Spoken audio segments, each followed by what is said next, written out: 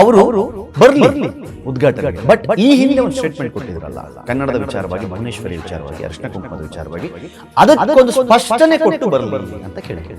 ವಿಶ್ವ ಕನ್ನಡ ಸಮ್ಮೇಳನಕ್ಕೆ ಅವರನ್ನ ಅತಿಥಿಯಾಗಿ ಕರೀತೀರಾ? ಅಲ್ಲ, ಅತಿಥಿ ಬೇಡ, ಅಧ್ಯಕ್ಷರನ್ನಾಗಿ ಮಾಡ್ತೀರಾ? ಮಾಡಿ. ಕನ್ನಡ ಸಾಹಿತ್ಯ ಸಮ್ಮೇಳನಕ್ಕೆ ಅವ್ರನ್ನ ಅಧ್ಯಕ್ಷರನ್ನಾಗಿ ಮಾಡ್ತೀರಾ? ಮಾಡಿ. ಯಾವುದೋ ಪುಸ್ತಕ ಪ್ರಾಧಿಕಾರದ ಯಾವುದೋ ಇದೇ ಪೊಸಿಷನ್ ಕೊಟ್ಬಿಡ್ತೀರಾ? ಕೊಡಿ. ಆದ್ರೆ ದಸರಾ ಅನ್ನೋದು ಒಂದು ಧಾರ್ಮಿಕ ಚಟುವಟಿಕೆ, ಧಾರ್ಮಿಕ ಹಬ್ಬ. ಇಲ್ಲಿ ಒಬ್ಬೊಬ್ಬರ ವಾದ ಒಂದೊಂದು ರೀತಿಯಲ್ಲಿ, ಕೆಲವರದು ಪೊಲಿಟಿಕಲ್ ಆಂಗಲ್, ಮತ್ತೊಬ್ಬರದು ಧಾರ್ಮಿಕ ಆಂಗಲ್, ಮತ್ತೆ ಕೆಲವರದು ಸೈದ್ಧಾಂತಿಕ ಆಂಗಲ್. ಮೂರು ಬೇರೆ ಬೇರೆ. ಯಾಕೆ ಪ್ರತಾಪ್ ಸಿಂಹ ಹಂಗಾಡ್ತಾರೆ ಅಂತ ಕೆಲವರು ಹೇಳ್ತಾರೆ, ಯಾಕೆ ಆರ್ ಏನ್ ಪ್ರಾಬ್ಲಮ್ ಅಂತ ಹೇಳ್ತಾರೆ. ಮತ್ತೆ ಕೆಲವರು ಚಾಮುಂಡಿ ಬೆಟ್ಟ ಹಿಂದೂಗಳಿಗೆ ಸೇರಿದ್ದೇ ಅಲ್ಲ ಅಂತ ಡಿಸೈಡ್ ಮಾಡಿಬಿಟ್ಟು ಅವರು ಒಂದು ಧರ್ಮದ ನಂಬಿಕೆಯನ್ನ ನಂಬಿಕೊಂಡು ಬಂದಿರುವವರು. ಎಷ್ಟರ ಮಟ್ಟಿಗೆ ಅಂತಂದ್ರೆ, ತಾವೇ ಒಂದು ಭಾಷೆಯಲ್ಲಿ ಬರೆದ ಸಾಹಿತ್ಯಕ್ಕೆ ಬುಕರ್ ಪ್ರಶಸ್ತಿ ಬಂದರೂ ಸಹಿತ ಆ ಭಾಷೆಯ ತಾಯಿ ಅಂತ ನಾವು ಪೂಜಿಸೋ ಭುವನೇಶ್ವರಿಯನ್ನು ಒಪ್ಕೊಳ್ಳೋಕೆ ರೆಡಿ ಇರುವಂತವರು. ಯಾವುದಾದ್ರೂ ಕ್ರಿಶ್ಚಿಯನ್ಸ್ ಮನೆಯಲ್ಲಿ, ಯಾವುದಾದ್ರೂ ಮುಸ್ಲಿಂ ಮನೆಯಲ್ಲಿ ಆಯುಧ ಪೂಜೆ ಮಾಡಿ, ನವರಾತ್ರಿಯನ್ನ ಆಚರಿಸಿ, ದೇವಿಯನ್ನು ಪೂಜೆ ಮಾಡಿ ಇದೆಯಾ? ನಾವು ಅಲ್ಲಾಹನನ್ನ ಹೊರತುಪಡಿಸಿ ಬೇರೆ ಯಾವುದೇ ಮೂರ್ತಿಯನ್ನು ಪೂಜೆ ಮಾಡೋದು ಕಾಫಿರರು ಅಂತ ಅನ್ಕೋತೀವಿ. ನಾವು ಪೂಜೆ ಮಾಡುವವರನ್ನು, ಮೂರ್ತಿ ಪೂಜೆಯನ್ನು ಮಾಡುವವರನ್ನು ಕಾಫಿರರು ಅಂತ ಕರೆದಾಗ ನಾವು ಹೋಗಿ ಹೆಂಗ್ ಮಾಡಕ್ಕಾಗತ್ತೆ ಅದನ್ನ? ಅಪ್ಪಿತಪ್ಪಿ ಸರ್ಕಾರ ನಿಮ್ಮ ಧರ್ಮದ ಯಾವುದಾದ್ರೂ ಧಾರ್ಮಿಕ ಇದಕ್ಕೆ ಒಬ್ಬ ಹಿಂದೂವನ್ನು ಕರಿತೀವಿ ಅಂತಂದ್ರೆ ನೀವು ಬಿಡ್ತೀರಾ? ಅಂದ್ರೆ ಯಾರಾದ್ರೂ ನಮ್ಮ ಧರ್ಮಕ್ಕೆ, ನಮ್ಮ ಧರ್ಮದ ವಿಚಾರಕ್ಕೆ ಎಂಟ್ರಿ ಕೊಟ್ರೆ ಅಂತ ಸರ್ಕಾರನೇ ಬಿಡಲ್ಲ. ನಾವು ಸರ್ಕಾರನೇ ಬೇಕಾಗಿಲ್ಲ. ನಿಮಗೆ ಅಕ್ಷತೆ ಹಾಕ್ತಾರ ನೋಡ್ಬೋದು, ಪುಷ್ಪಾರ್ಚನೆ ಆಗುತ್ತಾ ಚಾಮುಂಡಿ ದೇವಿಯ ಮೇಲೆ ಉದ್ಘಾಟಕರಿಂದ ನೋಡಬೇಕು. ನಮಸ್ಕಾರ, ಸ್ಪೀಡ್ ಪ್ಲಸ್ ಕರ್ನಾಟಕದ ವಿಶೇಷ ಕಾರ್ಯಕ್ರಮಕ್ಕೆ ಸ್ವಾಗತ. ನಾನು ನಿಮ್ಮ ಕಿರಿಕೀರ್ತಿ. ಬಾನು ಮುಷ್ತಾಕ್ ಅವರನ್ನ ಉದ್ಘಾಟಕರಾಗಿ ದಸರಾ ಕಾರ್ಯಕ್ರಮಕ್ಕೆ ಕರೀತಾ ಇರೋದು ಬಹಳ ದೊಡ್ಡ ಮಟ್ಟದಲ್ಲಿ ಚರ್ಚೆ ಆಗ್ತಾ ಇದೆ. ಪತ್ರಿಕೆಗಳಲ್ಲೂ ಮಾಧ್ಯಮಗಳಲ್ಲೂ ಅದರ ಕುರಿತಂತೆ ಪರ ವಿರೋಧ ಚರ್ಚೆಗಳು ಬಹಳ ದೊಡ್ಡದಾಗಿ ನಡೀತಾ ಇದೆ.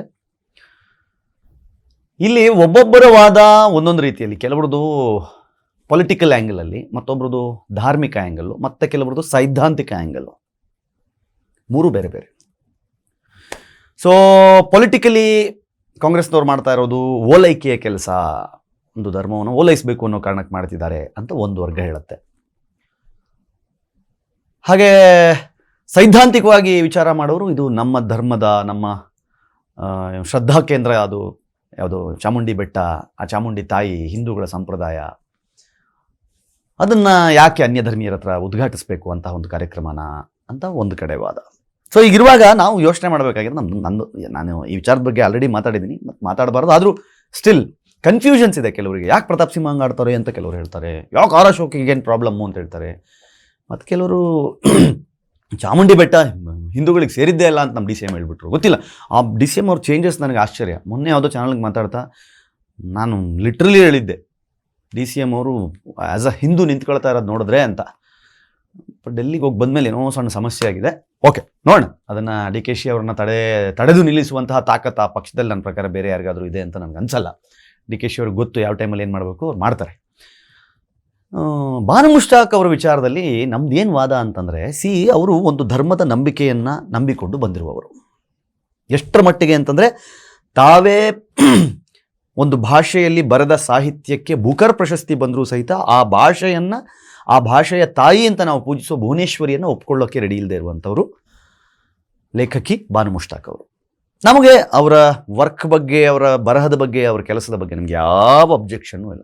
ಬೈ ಆಲ್ ಮೀನ್ಸ್ ನಾನು ಅದೇ ಹೇಳ್ತೀನಿ, ವಿಶ್ವ ಕನ್ನಡ ಸಮ್ಮೇಳನಕ್ಕೆ ಅವರನ್ನ ಅತಿಥಿಯಾಗಿ ಕರಿತೀರಾ? ಅಲ್ಲ, ಅತಿಥಿ ಬೇಡ, ಅಧ್ಯಕ್ಷರನ್ನಾಗಿ ಮಾಡ್ತೀರಾ? ಮಾಡಿ. ಕನ್ನಡ ಸಾಹಿತ್ಯ ಸಮ್ಮೇಳನಕ್ಕೆ ಅವ್ರನ್ನ ಅಧ್ಯಕ್ಷರನ್ನಾಗಿ ಮಾಡ್ತೀರಾ? ಮಾಡಿ. ಯಾವುದೋ ಪುಸ್ತಕ ಪ್ರಾಧಿಕಾರದ ಯಾವುದೋ ಇದೇ ಪೊಸಿಷನ್ನೇ ಕೊಟ್ಬಿಡ್ತೀರಾ? ಕೊಡಿ. ಆದರೆ ದಸರಾ ಅನ್ನೋದು ಒಂದು ಧಾರ್ಮಿಕ ಚಟುವಟಿಕೆ, ಧಾರ್ಮಿಕ ಹಬ್ಬ.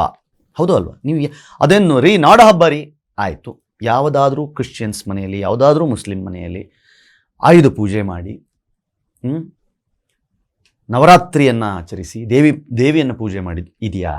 ಮಾಡ್ತಾರಾ? ಅವರ ಆಚರಣೆ ಅಲ್ಲ. ನಿಮ್ಗೆ ತುಂಬ ಸ್ಪಷ್ಟವಾಗಿ ಅವ್ರು ಹೇಳಿದ್ದಾರೆ, ಬಾನು ಮುಷ್ತಾಕ್ ಅವರು, ನೀವು ಒಂದು ವಿಗ್ರಹ, ಒಂದು ದೇವತೆಯ ರೂಪ ಕೊಟ್ಟಿರೋದ್ರಿಂದ ನಾನು ಒಬ್ಬ ಅನ್ಯಧರ್ಮೀಯಳಾಗಿ, ಅಲ್ಪಸಂಖ್ಯಾತಳಾಗಿ ಅದನ್ನು ಹೇಗೆ ಒಪ್ಕೊಳ್ಳಿ ಅಂತ ಕೇಳಿದ್ರು. ಇವಾಗ ನಿಮಗೆ ಗೊತ್ತಿರಲಿ, ದಸರಾದ ಉದ್ಘಾಟನೆ ಹೇಗಾಗುತ್ತೆ,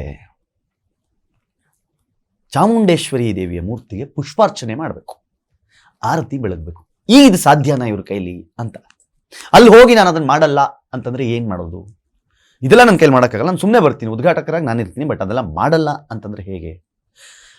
ನಿಸಾರ್ ಅಹ್ಮದ್ ಅವರು ಆರಾಮಾಗಿ ಮಾಡಿದ್ರು 2017ರಲ್ಲಿ. ಸೊ ಹಾಗಾಗಿ ನಮ್ಗೆ ಅವ್ರ ಬಗ್ಗೆ ಅಬ್ಜೆಕ್ಷನ್ಸ್ ಇಲ್ಲ. ಬಿಜೆಪಿಯವರು ಹೋರಾಟ ಮಾಡ್ತಿದ್ದಾರೆ, ಅದು ಏನೋ ಈಗ ಚಾಮುಂಡೇಶ್ವರಿ ದೇವಾಲಯ ಉಳಿಸಿ ಅನ್ನೋ ಏನೋ ಅಭಿಯಾನನೇ ಮಾಡ್ತಾ ಇದ್ದಾರಂತೆ, ಆರ್ ಅಶೋಕ್ ಅವರು ಹೇಳಿದ್ರು. ಪ್ರತಾಪ್ ಸಿಂಹ ಅವ್ರು ಹೇಳ್ತಾ ಇದ್ದಾರೆ, ಆಯ್ತು ಬರಲಿ ಬಿಡಿ, ಅವರಾಗೆ ಬರಲಿ, ಅವರು ನಮ್ಮ ಧರ್ಮದ ನಂಬಿಕೆಗಳಿಗೆ ಬೆಲೆ ಕೊಟ್ಟು ಕುಂಕುಮ ಇಟ್ಕೊಂಡು ಸೀರೆ ಉಟ್ಕೊಂಡು ಬರಲಿ ಅಂತ ಮಾಡ್ತಾರಾ? ಕನ್ನಡದ ಧ್ವಜವನ್ನ, ಕರ್ನಾಟಕದ ಧ್ವಜವನ್ನ ಸ್ಟ್ರೈಟ್ ಅವೇ ಅವರು ಅರಿಶಿನ ಕುಂಕುಮ ಅಂತ ಕರೆದು ನನಗೆ ಅದರಿಂದ ದೂರ ಇಟ್ರಿ ಅಂತ ಹೇಳಿದ್ಮೇಲೆ ಈಗ ಹಣೆ ಕುಂಕುಮ ಇಟ್ಕೊಂಡು ಬನ್ನಿ ಅಂತಂದ್ರೆ ಆಗುತ್ತಾ? ಪ್ರತಾಪ್ ಸಿಂಹ ಅವ್ರು ಹೇಳ್ತಾ ನೋಡಿ, ಅದು ನಮ್ಮ ಧಾರ್ಮಿಕ ಆಚರಣೆ, ಅಲ್ಲಿದೆ ರೀ, ಪೂಜೆ ನಡೆಯುತ್ತೆ, ಬನ್ನಿ ಕಡಿಯೋದಿರುತ್ತೆ, ಸಾಕಷ್ಟು ಕಾರ್ಯಕ್ರಮಗಳಿರ್ತವೆ. ಏನು ನವರಾತ್ರಿ ಅಂತಂದ್ರೆ ಏನು? ತಾಯಿಗೆ ಆ ನವರಾತ್ರಿಗಳಲ್ಲಿ ಬೇರೆ ಬೇರೆ ಅಲಂಕಾರಗಳಲ್ಲಿ, ಬೇರೆ ಬೇರೆ ಪೂಜೆಯಲ್ಲಿ ಅದೊಂದು ಧಾರ್ಮಿಕ ಶ್ರದ್ಧಾ ಕೇಂದ್ರ, ಈ ಧಾರ್ಮಿಕವಾಗಿ ಆಚರಿಸುವಂಥ ಒಂದು ಹಬ್ಬ ರೀ. ದಸರಾ ಅಂದ್ರೆ ಯಾರ ಹಬ್ಬ? ಇನ್ಫ್ಯಾಕ್ಟ್ ಕ್ರಿಸ್ಮಸ್ ಅನ್ನ ಸಾಕಷ್ಟು ಜನ ಹಿಂದೂಗಳ ಮನೆಯಲ್ಲೂ ಆಚರಿಸೋದಿದೆ, ಆದರೆ ದಸರಾನ ಯಾವ ಮುಸ್ಲಿಮರ ಮನೆಯಲ್ಲೋ ಕ್ರಿಶ್ಚಿಯನ್ರ ಮನೆಯಲ್ಲೋ ಆಚರಿಸೋದಿಲ್ಲ. ಇನ್ಫ್ಯಾಕ್ಟ್ ದೀಪಾವಳಿ ಆಚರಿಸ್ಬೋದು, ಪಟಾಕಿ ಹೊಡೆಯೋದು ಅದೆಲ್ಲ ಮಾಡ್ಬೋದು, ಇಲ್ಲ ಅಂತ ನಾನು ಹೇಳಲ್ಲ. ಬಟ್ ದಸರಾ ಇದೆಯಲ್ಲ, ಅದಕ್ಕೆ ಒಂದು ಧಾರ್ಮಿಕ ವಿಧಿವಿಧಾನ ಇದೆ. ಹಾಗಾಗಿ ಎಲ್ಲರೂ ಹೇಳ್ತಾ ಇರೋದು. ಆಮೇಲೆ ನನಗೆ ತುಂಬ ಇಷ್ಟ ಆಗಿದ್ದು ಯದುವೀರ್ ಮಹಾರಾಜರು ಹೇಳಿದ ಮಾತು. ನಮ್ಮ MP ಯುವರಾಜರು ಅವರು ಬರಲಿ ಉದ್ಘಾಟನೆಗೆ, ಬಟ್ ಈ ಹಿಂದೆ ಒಂದು ಸ್ಟೇಟ್ಮೆಂಟ್ ಕೊಟ್ಟಿದ್ರಲ್ಲ, ಕನ್ನಡದ ವಿಚಾರವಾಗಿ, ಭುವನೇಶ್ವರಿ ವಿಚಾರವಾಗಿ, ಅರಿಶಿನ ಕುಂಕುಮದ ವಿಚಾರವಾಗಿ, ಅದಕ್ಕೊಂದು ಸ್ಪಷ್ಟನೆ ಕೊಟ್ಟು ಬರಲಿ ಅಂತ ಕೇಳಿದ್ರು. ಕರೆಕ್ಟ್ ಅದು.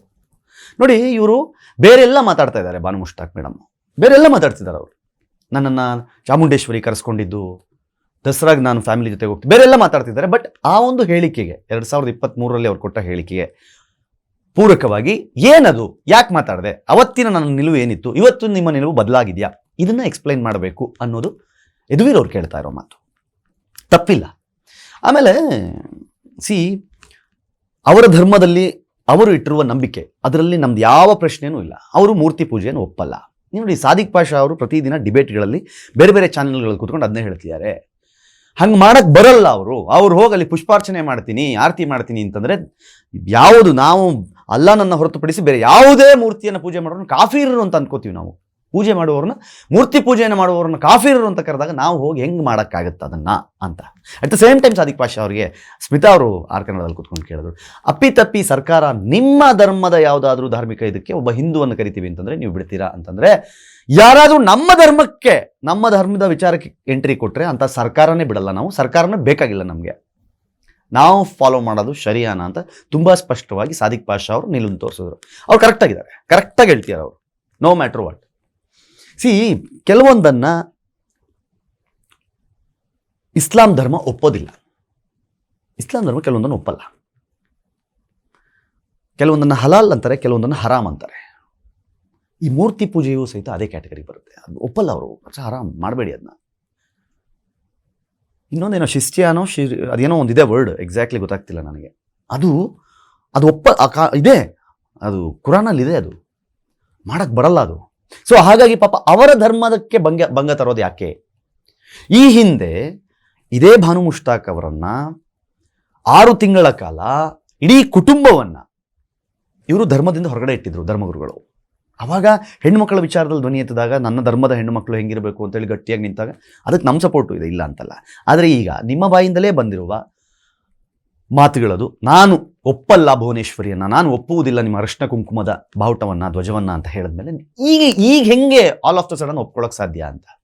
ನಾನು ಸಣ್ಣಲ್ಲಿದ್ದಾಗ ದಸರಾ ನೋಡ್ಲಿಕ್ಕೆ ಹೋಗ್ತಾ ಇದ್ದೆ, ನನಗೆ ಆ ಥರ ಇಲ್ಲ ಅಂತಂದರೆ, ಮೇಡಮ್ ದಸರಾ ನೋಡಲಿಕ್ಕೆ ದೇಶ ವಿದೇಶಗಳಿಂದ ಜನ ಬರ್ತಾರೆ ಮೇಡಮ್. ದಸರಾ ನೋಡ್ಲಿಕ್ಕೆ ಬರೋರು ಹಿಂದೂನೇ ಆಗಿರಬೇಕು, ಮುಸ್ಲಿಮೇ ಆಗಿರಬೇಕು ಅಂತ ಏನಿಲ್ಲ. ದಸರಾಗೆ ಹೋದಾಗ ಚಾಮುಂಡಿ ಬೆಟ್ಟಕ್ಕೆ ಹೋಗಿ ಕೈ ಮುಗಿದು ಬಂದಿದ್ರಾ ಅನ್ನೋದು ಮ್ಯಾಟ್ರ್ ಆಗುತ್ತೆ. ದಸರಾಗೆ ಹೋದಾಗ ದೇವಿಯ ಫೋಟೋಗೆ ಕೈ ಮುಗಿದಿದ್ರಾ ಅನ್ನೋದು ಮ್ಯಾಟ್ರ್ ಆಗುತ್ತೆ. ಅಂಬಾರಿ ಹೊತ್ತು ಬರುವಾಗ ದೇವರನ್ನು ನೋಡಿ ತಾಯೇ ಅಂದಿದ್ದೀರಾ ಅನ್ನೋದು ಮ್ಯಾಟ್ರ್ ಆಗುತ್ತೆ. ದಸರಾ ನೋಡಕ್ಕೆ ಹೋಗಿದ್ದೆ ಅನ್ನೋದು ಮ್ಯಾಟ್ರ್ ಆಗಲ್ಲ. ಸೊ ಹಾಗಾಗಿ ನಾನು ಇಲ್ಲಿ ಕೆಲವರು ತುಂಬ ಸ್ಟ್ರೈಟವೇ ಮಾತಾಡ್ತಾ ಇದ್ದಾರೆ, ನಾನು ಅವ್ರದ್ದು ಸರಿ ಅಂತ ಹೇಳಲ್ಲ. ನನಗೆ ನಾವು ನಿಜವಾಗ್ಲೂ ಯಾರನ್ನಿಲ್ಲಿ ವಿರೋಧಿಸಬೇಕು ಅಂತ, ಯಾರನ್ನ ವಿರೋಧಿಸಬೇಕು ನೋಡಿ. ನಿನ್ನೆ ಸಾದಿಕ್ ಪಾಷಾ ಅವರು ಸ್ಟ್ರೈಟವೇ ಗೌರ್ಮೆಂಟಿಗೆ ಬೈತಾಯಿದ್ರು, ಯಾಕ್ರಿ ಕರಿಬೇಕು, ಯಾಕ್ರಿ ನಮ್ಮ ಭಾವನೆಗೆ ಧಕ್ಕೆ ತರಬೇಕು, ಯಾಕೆ ಕರಿಬೇಕು ಅಂತ. ಯಾಕೆ ಕರಿಬೇಕು ಇಸ್ ಓಕೆ, ಆಫರ್ ಬಂದ ತಕ್ಷಣ ಮೇಡಮ್ ಹೇಳ್ಬೋದಿತ್ತು, ನಾನು ಬರೋಕ್ಕಾಗಲ್ಲ, ಅದು ನಿಮ್ಮ ಧಾರ್ಮಿಕ ಹಬ್ಬ, ನಾನು ಬಂದಲ್ಲಿ ದೇವಿ ವಿಗ್ರಹಕ್ಕೆ ಪೂಜೆ ನನಗೆ ಈಗ ಆಶ್ಚರ್ಯ, ವೆಯ್ಟಿಂಗ್, ನಾನು ನೋಡಬೇಕು ಮಾಡ್ತಾರಾ ಪೂಜೆ ಅಂತ ನೋಡಬೇಕು, ಅಕ್ಷತೆ ಹಾಕ್ತಾರಾ ನೋಡಬೇಕು, ಪುಷ್ಪಾರ್ಚನೆ ಆಗುತ್ತಾ ಚಾಮುಂಡಿ ದೇವಿಯ ಮೇಲೆ ಉದ್ಘಾಟಕರಿಂದ ನೋಡಬೇಕು. ಯಾಕಂದರೆ ಇವ್ರು ಮಾಡಲಿಲ್ಲ ಅಂತಂದರೆ ಇಲ್ಲಿಯವರೆಗಿನ ದಸರಾ ಉದ್ಘಾಟಕರು ಯಾರೂ ಅಂದರೆ ಮಾಡದೇ ಇರೋ ಒಂದು ಮಿಸ್ಟೇಕನ್ನು ಅವ್ರು ಮಾಡ್ದಂಗೆ ಆಗುತ್ತೆ. ಮಾಡಲಿಲ್ಲ ಅಂದರೆ, ಮಾಡಿದರೆ ಅವರ ಧಾರ್ಮಿಕ ನಂಬಿಕೆಗೆ, ಧಾರ್ಮಿಕ ಭಾವನೆಗೆ ಧಕ್ಕೆ ಬರುತ್ತೆ. ಇದನ್ನು ಹೆಂಗೆ ಹ್ಯಾಂಡಲ್ ಮಾಡ್ತಾರೆ ನೋಡ್ಬೇಕು, ಗೊತ್ತಿಲ್ಲ. ಇವತ್ತು ಮೈಸೂರಿನಲ್ಲಿ ಕೆಲವು ಹಿಂದೂ ಸಂಘಟನೆಗಳು ಹೋಗಿ ಯಾವುದೇ ಕಾರಣಕ್ಕೂ ಅವ್ರಿಗೆ ಬರೋಕ್ಕೆ ಬಿಡಲ್ಲ, ಬರಬಾರ್ದು, ಬಂದರೆ ಕಪ್ಪು ಧ್ವಜ ಪ್ರದರ್ಶನ ಮಾಡ್ತೀವಿ ಅಂತೆಲ್ಲ ಹೇಳಿದ್ದಾರೆ. ಗೊತ್ತಿಲ್ಲ, ಅದು ಅವರವರ ಹೋರಾಟದ ಪರಿ, ಅದು ಹೇಗಾದರೂ ಇರಲಿ. ಬಟ್ ನಾನು ಲಾಜಿಕಲಿ ಕೇಳ್ತಾ ಇರೋದು, ನನಗೆ ಇಲ್ಲಿ ಕರೆದಿರುವ ಸರ್ಕಾರಕ್ಕೂ ನಾನು ಕೇಳ್ತಾ ಇಲ್ಲ, ಅಥವಾ ಬೇರೆ ಈಗ ಮಾತಾಡ್ತಾ ಇರೋರ ಬಗ್ಗೆನೂ ನಾನೇನು ಹೇಳೋಕ್ಕೆ ಹೋಗಲ್ಲ. ನಂದು ಒಂದೇ ಸ್ಪಷ್ಟ ಪ್ರಶ್ನೆ, ಅಪ್ಪಿ ತಪ್ಪಿ ಹೋಗಿ ಚಾಮುಂಡಿ ಬೆಟ್ಟದಲ್ಲಿ ನಿಂತು ಚಾಮುಂಡಿ ದೇವಿಗೆ ಪುಷ್ಪಾರ್ಚನೆ ಮಾಡಲಿಲ್ಲ ಅಂದರೆ ಅದು ದಸರಾಗೆ ಮಾಡಿದ ಅಪಮಾನ ಆಗುತ್ತೆ. ಮಾಡಿದರೆ ನಿಮ್ಮ ಧಾರ್ಮಿಕ ನಂಬಿಕೆಗೆ ಅಪಮಾನ ಮಾಡ್ದಂಗೆ ಆಗುತ್ತೆ. ಹೇಗಿದನ್ನು ನೋಡೋದು? ಕಮೆಂಟ್ ಮಾಡಿ ಹೇಳಿ. ನೋಡ್ತಾರೆ ಸ್ಪೀಡ್ ಪ್ಲಸ್ ಕರ್ನಾಟಕ. ಇದು ನಿಮ್ಮಿಂದ ನಿಮಗಾಗಿ, ನಿಮಗೋಸ್ಕರ. ಮತ್ತೆ ಸಿಗ್ತೀನಿ. ನಮಸ್ಕಾರ.